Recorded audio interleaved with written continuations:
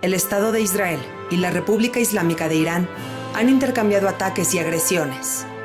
¿Está el conflicto en Medio Oriente saliéndose de control? ¿O solo son dos naciones enemigas buscando demostrar su poder militar? El especialista Ezra Shabot responde. Hola Ezra, ¿cómo estás? Qué gusto me da saludarte. Muchas gracias Nadia y gracias Enlace Judío por esta entrevista. Ezra, tiempos sumamente complicados. El Estado de Israel decidió ahora contraatacar a Irán. Y esto entonces ya estamos hablando pues de una guerra que quizá se va a desarrollar en todo Medio Oriente. ¿Nos podrías contar un poco sobre qué involucra el que ahora Israel haya atacado a Irán? Mira, yo creo que se trata de un conflicto que por supuesto se ha venido agravando, pero que habría que poner en una dimensión muy justa. Hay que recordar que el ataque del 7 de octubre por parte de Hamas fue una operación, llamémosle así, que no tuvo la coordinación de los que hoy están en medio del conflicto.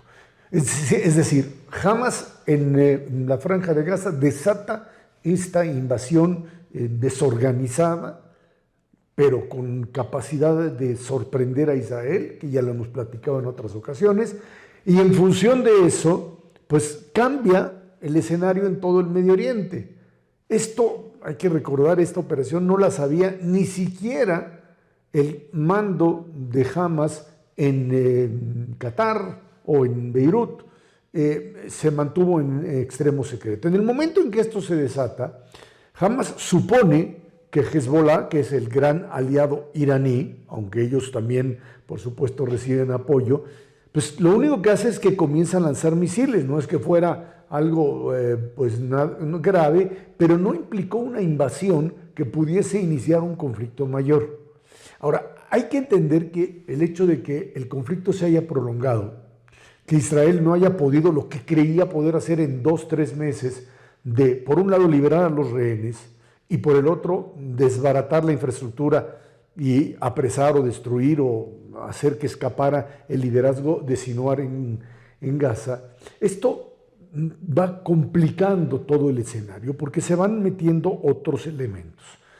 Hay que recordar que en Siria, que es otro país que está prácticamente destruido, pues ahí quienes hoy tienen el mando no es Bashar Assad, no es el presidente sirio, sino es básicamente la comandancia de Hezbollah de Irán, que mantiene dentro de territorio sirio. Cuando Israel decide, y esa era una de las cosas que cambió también el escenario, que ante los ataques que venían no solamente desde Líbano, desde Yemen con los hutíes, desde las guardias revolucionarias en Irak, que son este grupo iraní que opera en esa zona, y por supuesto desde Siria, pues tuvieron la oportunidad de eliminar a quienes eran, digamos, las figuras fundamentales, los generales clave de lo que es esta coordinación iraní en el Medio Oriente. Y el asunto entonces se complicó.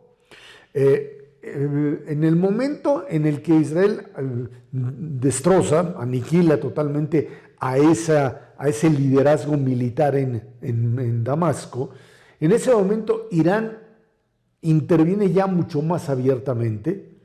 O sea, Irán tiene que responder y le demuestra con el ataque de, hace unos días, el sábado anterior, hacia Israel, que termina siendo anulado por la capacidad israelí, pero también por la conformación de una alianza con Estados Unidos, Inglaterra, Francia, y por el otro lado Jordania, la propia Arabia Saudita, los Emiratos Árabes Unidos e incluso Egipto. Ahora, lo que sucedió después es que había que negociar la respuesta israelí. Una respuesta israelí, violenta, porque hay que recordar que finalmente los daños fueron mínimos, pero el nivel de agresión fue alto. Hay quienes demandaban desde los sectores de la extrema derecha israelí que un ataque a las instalaciones nucleares, lo que podría haber en ese sentido sí, cambiar el escenario y convertir esto en una guerra regional. Pero lo que sucedió fue un ataque creo que finalmente con toda la racionalidad posible, con toda la moderación posible, un ataque directo, ¿sí?, a lo que serían bases militares y algunos de los radares que están en las instalaciones nucleares iraníes y que fueron destruidos por el ejército israelí. Hasta ahí llegó, y eso le fue suficiente a Irán para su narrativa interna y externa. O sea, le fue suficiente porque finalmente dijo, los misiles o los cohetes no cayeron en tierra, fueron destruidos antes. Hay que recordar que ahí no hay que se meta algún periodista y pueda checar qué fue lo que pasó. Fuentes americanas hablan, sí, de la presencia de jets, de aviones israelíes que hubiesen penetrado el espacio aéreo iraní y apoyado la incursión. Se habla más que nada que toda esta operación no sale de territorio israelí, sino sale de Irak, o sea, del Kurdistán, una zona en donde los kurdos han venido colaborando con Israel y de ahí pudo haber venido directamente la reacción. Hay que recordar que además del ataque a Irán, se destruyen unos aeropuertos en el sur de Siria que eran fundamentales para la operación de traslado de armas y de todo el manejo, digamos, estratégico iraní y de Hezbollah directamente, y también se ataca finalmente a las propias milicias iraníes que están en Irak, en una demostración, primero, de que Israel tiene capacidad para llegar a Irán, como Irán la tiene para llegar a Israel, lo que calma el asunto, y finalmente esta idea de todos los participantes de que ese es el momento de bajarle al conflicto. Hay en Israel quien opina que finalmente esta operación que realizaron de alguna manera tiene que concluir con el conflicto para ubicarse en lo que realmente interesa, que es el tema de Gaza, de cómo resolver el tema de la recuperación de los rehenes, que ya genera mucha angustia, mucho rechazo incluso dentro de Israel, y por supuesto la posible entrada a Rafah en el sur y lo que esto implica para toda la región. Esdra, ahora a mí personalmente el país que más tengo en el foco, aunque no se le menciona mucho, es a Rusia, porque se están enfrentando de manera clara y agresiva el Estado de Israel y también la República de Irán, pero ¿cuál es el apoyo que podría recibir Irán de Rusia? Porque es ahí donde ahora Israel se enfrentaría a un riesgo más importante, ¿cierto? Mira, el problema ahí es que Rusia está metida en otro problema, que es su problema de la invasión con Ucrania. Hay que recordar que el gobierno de Putin lo que ha hecho es concentrarse fundamentalmente en buscar el apoyo, más que de Irán, el apoyo de China, quienes serían quienes lo pudiesen mover. El desgaste militar que hoy tiene Rusia es un desgaste que difícilmente lo puede incorporar. Creo que finalmente la demostración de contención que realizaron el ejército israelí o la defensa tecnológica israelí con sus aliados demostró una capacidad verdaderamente brutal. Estás hablando de cosas que probablemente algunos especialistas sabían, pero que es imposible pensar que esto pudiese haber sucedido. Esto era algo así como la guerra de las galaxias. O sea, cohetes como el cohete Hetz-3 de Israel, que sale de la órbita de la Tierra, o sea, sale de la atmósfera, vuelve a entrar y termina anulando a estos misiles. ¿El riesgo cuál es? Más que el riesgo de Rusia, Nadia, el riesgo es básicamente que Irán pueda obtener armamento nuclear, porque sabemos que capacidad para lanzarlo lo tiene, pero lo que no tiene directamente es, digamos, un esquema de defensa para un ataque preventivo. Sabe muy bien que en el momento en que esto escale a mayor, Irán tiene las de perder, lo sabe, y por eso es que en este momento también decide bajarle. Hoy el problema fundamental es que Irán no es la agresión que pueda generar Irán, el ataque que pueda generar Irán, sino la capacidad de lo que llaman sus proxies, o sea, sus ejércitos irregulares, Hezbollah, el propio Hamas, las propias guardias revolucionarias, que esas sí tienen capacidad para incendiar el Medio Oriente. Peligroso, Esdras, sumamente peligroso, y además este ataque que Israel ahora realizó, pues lo hizo sin el visto bueno de Estados Unidos. Esto podría poner en riesgo la relación de la administración de Biden con la administración de Netanyahu. Mira, creo que esto se realizó, es cierto, dice, sin el apoyo de los Estados Unidos, porque así tendría que ser, pero no sin su consentimiento, que es distinto. O sea, el hecho de que se le haya avisado, y eso sí está ahí documentado, que Israel avisa que va a haber ataque, por lo menos 48 horas antes los norteamericanos lo sabían, y por supuesto que el tipo de ataque que se hizo fundamentalmente contra bases militares, bases de cohetes en Isfahan o contra radares del propio proyecto nuclear iraní, hacen que en un momento determinado este tipo de acción se convierta en una especie de reafirmación de la alianza.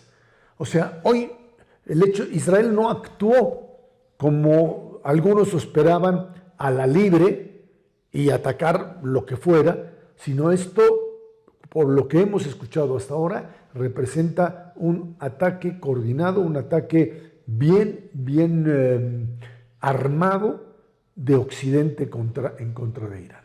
Esdra, y pasando a otra cosa, pues resulta que hay muchos críticos de Netanyahu. Hoy en día el Estado de Israel está lleno de críticos de Netanyahu que consideran que pues olvidó a los secuestrados, que solamente quiere permanecer en el poder por evitar un juicio. ¿Qué tan cierto es esto? Mira, Netanyahu tiene un problema fundamental, y es el hecho de que no quiere abandonar el poder. La mayoría de los políticos, o creo que casi todos los políticos israelíes, hasta Netanyahu, asumían responsabilidades. Golda Meir lo hizo en la guerra del 73, en la guerra de Yom Kippur. Recuerden que en 74 llama a elecciones, las gana, pero la comisión a Granada, la comisión que determina qué fue lo que pasó, es tan demoledor el documento que Golda tiene que renunciar. El propio Begin, después de Sabra y Shatila, de la tragedia en Líbano y lo que pues, se supuso había pasado, termina retirándose de la política. Primeros ministros como Ehud Olmert terminan en la cárcel por malversación, por utilizar mal el dinero. Un presidente israelí como Moshe Katsav se va a la cárcel por violación. Hay un Estado de Derecho en Israel, y quizá eso es lo que Netanyahu no ha querido enfrentar, porque hay juicios en su contra que lo pueden llevar, por supuesto, a prisión, pero en este momento está metido en un callejón sin salida, porque por un lado no puede ganar la guerra hasta la victoria total, dice, y no tiene la capacidad de hacerlo, por un lado. La presión, por supuesto, de la sociedad israelí con respecto a los rehenes, pues va creciendo, y la presión de grupos de ultraderecha, Ben-Gvir, Smotrich, lo convierten en un rehén donde no sabemos esto cómo va a terminar, pero hoy la estructura política y la ética israelí, la ética política israelí se está resquebrajando. O sea, más que un problema hoy militar de Israel, frente a Irán, frente a Hamas, etc., estamos frente a una crisis interna de la sociedad israelí, de la política israelí, de dirigentes que no asumen responsabilidades y que de una u otra forma terminan por generar esto que es lo que cuando uno ve los medios israelíes está ocurriendo, un enojo, una sociedad terriblemente enojada, terriblemente furiosa por lo que pasó y por lo que no está cumpliendo como tal. Creo que finalmente tendrá que haber un relevo político en ese lugar, porque no hay la capacidad hoy de restañar la herida. El ataque del 7 de octubre es la peor tragedia que ha tenido Israel en su historia. Después de lo que fue 1948 y la guerra de independencia, con un gran triunfo final, el establecimiento del Estado, nada es comparable en términos de atentados, de invasiones, de respuestas a lo que fue esto, que muchos asumen. Escuchaba en algún momento a Ehud Barak, quien fue primer ministro, y dijo: tenemos que aceptar que el 7 de octubre perdimos la guerra. O sea, lo que se hizo el 7 de octubre es una derrota y hay que salir de la derrota y convertirla en algo que, al recuperar a los rehenes y al tratar de imponer condiciones viables en Gaza y en Cisjordania, en Judá y Shomrón, pues finalmente podamos salir de la derrota hacia otro tipo de victoria. Esdra, antes del 7 de octubre ya habían personas que querían llevar a juicio a Netanyahu. Sin embargo, ahora la principal causa que lo puede poner en una situación sumamente complicada es este rumor, esta noticia de que Netanyahu sabía y su oficina sabía sobre que el 7 de octubre o en fechas próximas iban a atacar la organización terrorista Hamas y que ignoró Netanyahu esto. ¿Qué tan cierto es este rumor? Mira, no se trata de un error de ignorancia, y esto es mucho lo que están, planteando en Israel. No es un problema de ignorancia, no es un problema de no saber. Es exactamente lo mismo que pasó en la guerra de Yom Kippur. O sea, tú tenías permanentemente, no solamente la noche antes del ataque del 7 de octubre, información que se estaban moviendo. La estrategia de Sinwar en Gaza fue pasarse años, al mismo tiempo que construyendo su red de túneles, haciendo movilizaciones que amenazarían con la posible invasión. Y se movían, etc.